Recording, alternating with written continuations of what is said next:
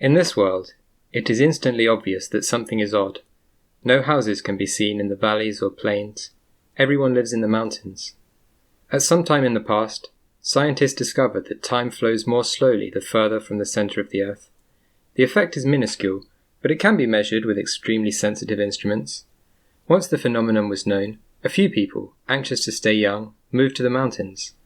Now, all houses are built on Dom, the Matterhorn, Monte Rosa, and other high ground. It is impossible to sell living quarters elsewhere. Many are not simply content to locate their homes on a mountain. To get the maximum effect, they have constructed their houses on stilts. The mountain tops all over the world are nested with such houses, which, from a distance, look like a flock of fat birds squatting on long, skinny legs. People most eager to live longest have built their houses on the highest stilts. Indeed, some houses rise half a mile high on their spindly wooden legs. Height has become status. When a person from his kitchen window must look up to see a neighbor, he believes that neighbor will not become stiff in the joints as soon as he, will not lose his hair until later, will not wrinkle until later, and will not lose the urge for romance as early.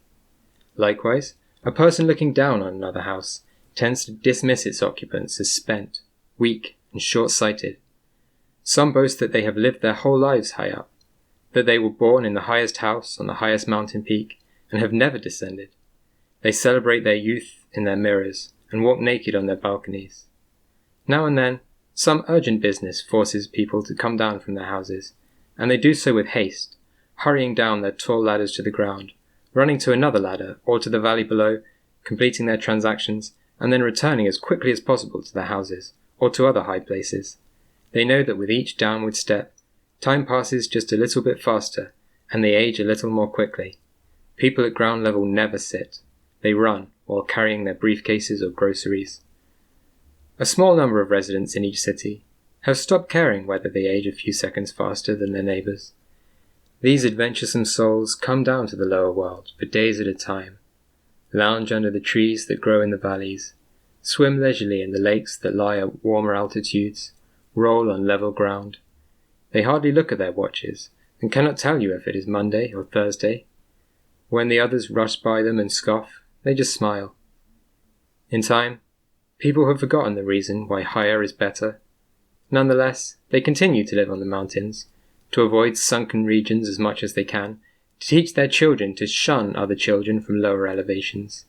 They tolerate the cold of the mountains by habit and enjoy the discomfort as part of their breeding. They have even convinced themselves that thin air is good for their bodies, and, following that logic, have gone on spare diets, refusing all but the most gossamer food. At length, the populace have become thin like the air, bony, old before their time.